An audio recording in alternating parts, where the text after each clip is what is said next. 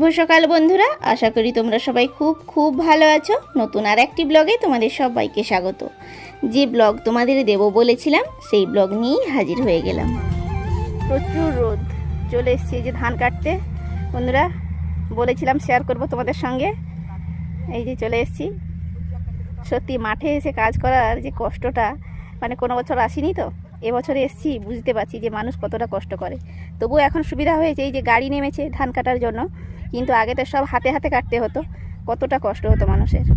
এখনও হাতে হাতে কাটছে, যাদের বাড়িতে গরু রয়েছে তাদের তো খড় দরকার, আর আমাদের এই যে মেশিনে কেটে নেব, হাতে কাটলে অনেক সমস্যা আছে। তো যাই হোক, চলো সঙ্গে থাকো, কীভাবে কি ধান কাটা হচ্ছে তোমাদের সঙ্গে শেয়ার করব। বলেছিলাম যে তোমাদের ধান কাটাটা শেয়ার করব, আমাদের কত কি ধান ওঠে সেগুলো শেয়ার করব।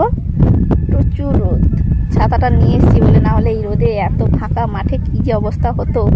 এই যে মা কাকিমা, মা চলে যাচ্ছে মাঠে মাঠে কোন দিকে, আর এই যে মা কাকিমা দাঁড়িয়েছে। যাও ওদিকে যাও, আমি দাঁড়িয়েছি। ওই যে মেশিন কাটছে আমাদের জমির ওই ধারের জমিতে, তারপরে এই যে আমাদের জমিতে কাটা হবে একটু পরেই। যেহেতু ধান কাটা হবে আমাদের, তার জন্য ওই মেশিনের দাদারাই বললো যে দুটো জমির মাঝখানের আল বরাবর যে গাছগুলো রয়েছে ওগুলোকে সরিয়ে সরিয়ে দিতে, তাহলে মেশিন যখন কাটবে তখন তার বুঝতে সুবিধা হবে যে কোনটা আমাদের জমি আর কোনটা অন্যদের। ধান কিন্তু হয়েছে, ধান কেমন হয়েছে কি করে বুঝবো, সেই কোনো বছর তো দেখিনি কেমন ধান হয়, একমাত্র ওজন করলেই বোঝা যাবে কেমন কি ধান হয়েছে।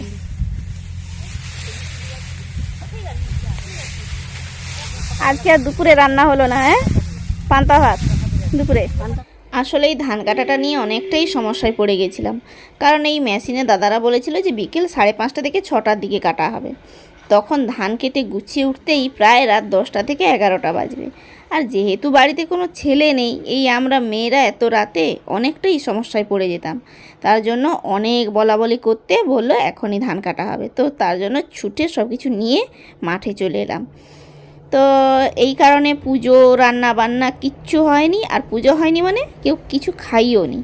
কি জানি এইসব কাজ সেরে কখন বাড়ি যাব আর কি হবে।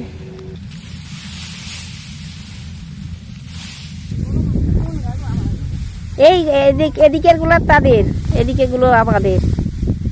পারবি তো দেখ, নইলে আমাকে ছেড়ে দে। প্রথম বছরটা একটু অসুবিধা হবে, তারপরে পরে এগুলো অভিজ্ঞতা হলে আবার ঠিক হয়ে যাবে। মা অনেকটাই জমির গাছকে এইরকম ঠিক করেছে, তার জন্য বললাম একটু দাঁড়িয়ে রেস্ট নিয়ে নিতে।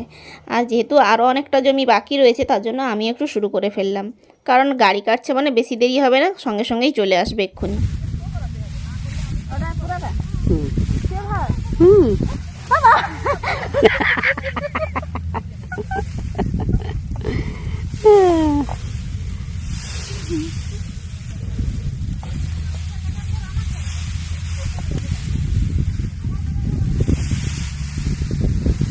আজকে সকাল থেকে কিচ্ছু খাইনি বন্ধুরা, কিচ্ছু খাইনি, পেটে একটু জল পড়েছে, দানা পানি দানা টানা জুটেনি, পানি জুটেছে দানা জুটেনি আজকে। কি অবস্থা।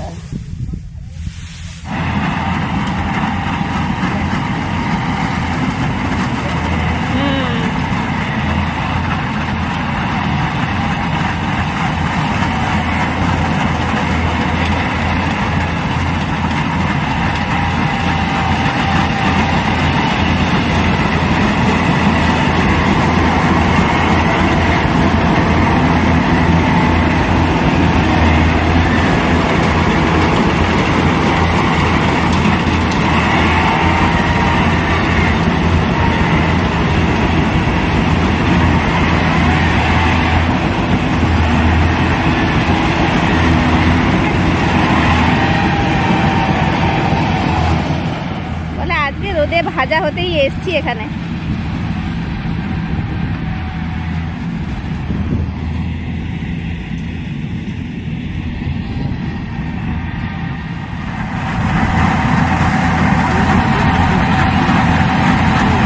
একটু কম সময়ের মধ্যে কেটে দিচ্ছি।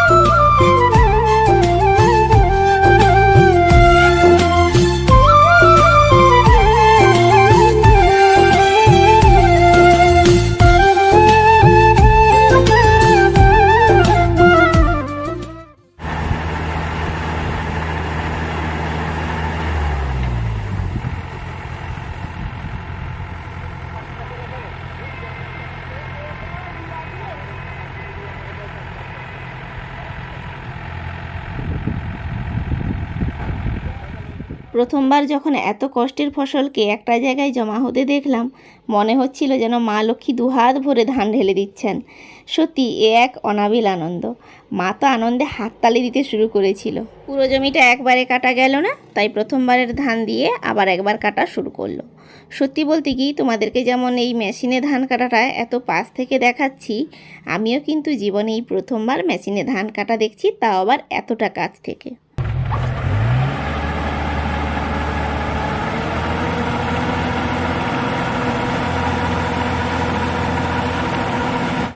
তো এই যে দ্বিতীয়বারের ধান কাটাও হয়ে গেল, পুরো মাঠ একবারে পরিষ্কার।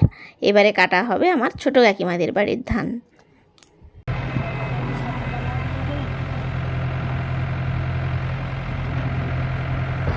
অবশেষে ধান কাটা হলো।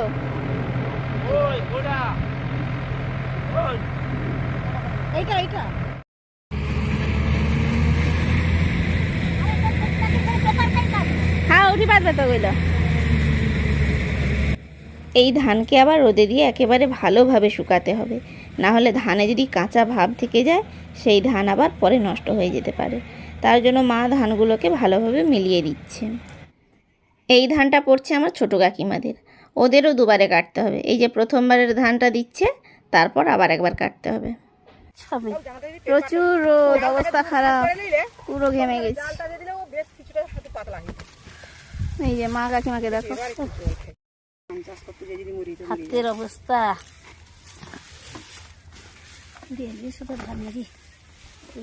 মা লক্ষ্মী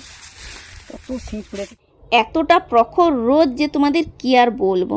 সত্যি এই রোদ সহ্য করা খুবই কষ্টকর। তবুও দেখো, মানুষ দুটো ফসল ফলানোর জন্য এই এত রোদে পুড়ে আসে চাষ করতে। আজ হয়তো আমি নিজে এই জায়গাটা এসে কাজগুলো করছি বলে হাতে নাতে বুঝছি যে কষ্টটা ঠিক কতটা হয়। আরও একটা কথা ভাবছি, যে মানুষগুলোর জীবনযাপনই এই চাষের ওপর, তাদের খাটনিটা ঠিক কতটা। তাদের কিন্তু এই এতটুকু জমিতে হয় না, তাদের আরও অনেকটা জমি চাষ করতে হয়, এবং খাটনিটাও ঠিক আরও অনেকটা। তার জন্য আমি একটাই কথা বলতে চাই, যেমন পুলিশ, ডক্টর, নার্স এদেরকে আমরা সম্মান করি, তেমন এই চাষিরাও কিন্তু কোনো অংশেই কম নয়। এদেরকেও কিন্তু সমানভাবেই সম্মান করা উচিত।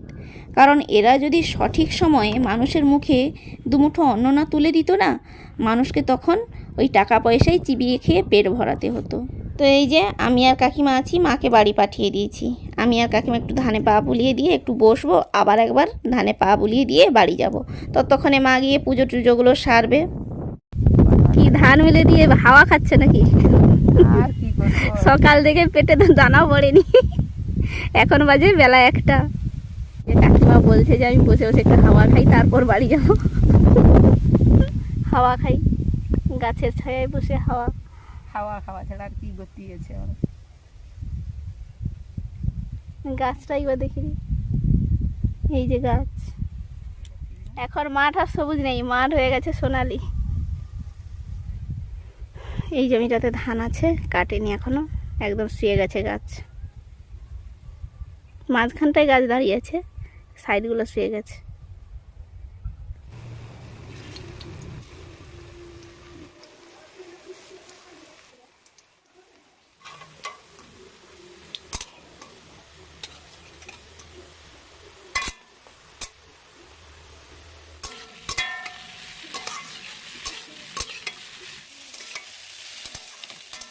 তো এই যে মাঠ থেকে আস্তে আস্তেই 2টো বেজে গেছিলো। স্নান টান করে এসে এই যে রান্না বসিয়েছিলাম, ভাতটা হয়ে গেছে, হিংচের বড়া করে নিয়েছি, আর এই যে আলুটা ভাজছি। হয়ে গেলেই ভাত খাবো। 3:30টা বেজে গেছে। কি আর করব, একাদিন মেনে নিতেই হবে, কিছু করার নেই।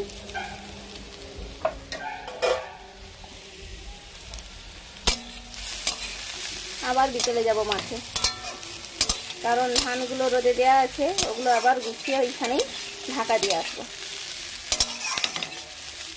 সে একটু রেস্ট নিতে পারবো না, আবার মাঠে ছুটতে হবে।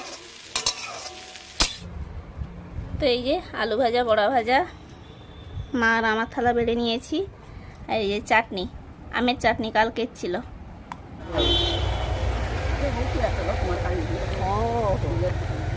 আবার যাচ্ছি মাঠে, ধান ঢাকা দিতে যাচ্ছি।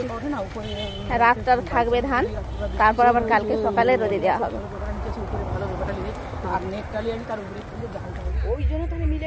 এই যে চলে এসেছি মাঠে। এই যে ধান গোছানো হবে, গুছিয়ে ঢাকা দিয়ে রাখা হবে। অন্ধকার হয়ে এসছে অনেকটা। এই নাও গামলা নাও।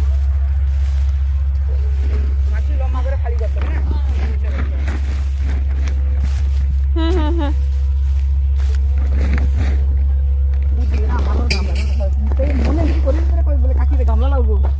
এখন বাতাসটা খুব সুন্দর মাঠে, ভালোই লাগছে। সারাদিন এত রোদ পেয়েছি, তবুও এখন যেন একটা আলাদাই শান্তি। এই যে 4টার দিকে খেয়েছি, তারপর একটু রেস্ট নিতে নিতেই 5:30। এই যে চলে এসেছি, মা ওই দিকটা গুছাচ্ছে, আমিও লাগবো। চলো। আসলে এইসব কাজে তো আমরা খুব একটা অভ্যস্ত নই, তার জন্য সকাল থেকে না খেয়ে এতগুলো কাজ করে বাড়ি গিয়ে খাওয়া দাওয়া করে একটু রেস্ট নিতে গিয়েই চোখটা লেগে গেছিলো। তার জন্য একটু দেরিও হয়ে গেল। সূর্য প্রায় ডুবুডুবু করছে। তো বন্ধুরা, আজকে টাইটেলে যেটা রয়েছে যে এত পরিশ্রম করে কি পেলাম, আসলে এত পরিশ্রম করে মা লক্ষ্মী কি পেয়েছি। ঘর আলো করে মা লক্ষ্মী এসেছেন। প্রায় 3 মাসের পরিশ্রমের ফল আজ আমরা হাতে নাতে পেলাম। তো বন্ধুরা, এর পরের ভিডিওতে কিন্তু নিয়ে আসছি লাভ হলো না লোকসান হলো তার হিসেব নিয়ে, দেখতে কিন্তু ভুলো না। তাহলে বন্ধু, আজকের মতো এটুকুই। সবাই সুস্থ থেকো, ভালো থেকো, সাবধানে থেকো। দেখা হচ্ছে নেক্সট ব্লগে। টাটা।